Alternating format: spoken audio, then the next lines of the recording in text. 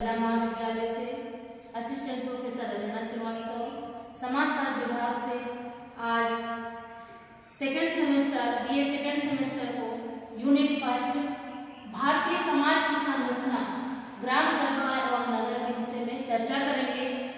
आइए देखते हैं भारतीय समाज की संरचना में सर्वप्रथम गांव या ग्राम क्या होता है। आइए देखते हैं ग्राम का अर्थ। तो गांव या ग्राम दोनों एक ही होता है। गांव का तात्पर्य यह है कि कम जनसंख्या वाले लोग जहां निवास करते हैं उसे गांव कहा जाता है।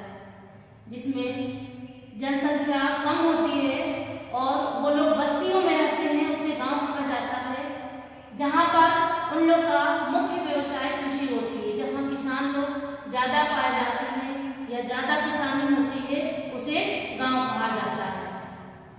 गांव के प्रकार, गांव का तात्पर्य अब हम लोग समझ लिए हैं। इसके बाद देखते हैं गांव के प्रकार। गांव के प्रकार में पहला प्रकार है कृषि करने वाला गांव। ऐसा गांव जिसमें अधिकतर लोग कृषि करते हैं, यानी खेती किसानी करते हैं और उससे अपना जीवन यापन करते हैं, वो क्या कहलाता है? कृषि करने वाला गांव कहलाता है। दूसरे प्रकार में आते हैं गैर कृषि करने वाला गांव। ये ऐसा गांव है जिसमें कृषि करने वाले लोग बहुत कम पाए जाते हैं। इसमें कुछ और पशुपालन करके, मछलियां पकड़ के जिससे अपना जीवन यापन करते हैं, उसे गैर कृषि करने वाले गांव या ग्राम कहा जाता है। तीसरा है औद्योगिक गांव, जिसमें कोई कारखाना, किसी गांव में अगर कोई कारखाना खुल गया हो, कोई कंपनी खुल गया हो और उस गांव के अधिकतर लोग उसमें श्रमिक के रूप में काम करते हैं, उसे औद्योगिक गांव या ग्राम कहा जाता है। चौथा है उपनगरीय ग्राम।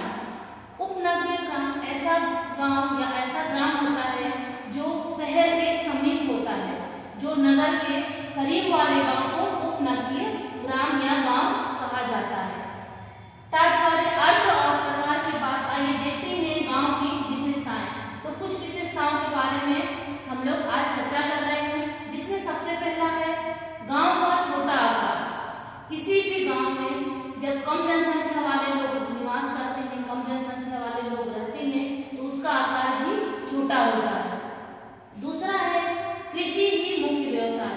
ग्राम में अधिकतर लोग किसानी करके अपना जीवन यापन करते हैं, यानी खेती करके जीवन यापन करते हैं। वहां का मुख्य व्यवसाय कृषि ही माना जाता है। तीसरा है सरल जीवन। गांव के लोगों का जीवन सरल और सामान्य होता है। चौथा है संयुक्त परिवार प्रणाली।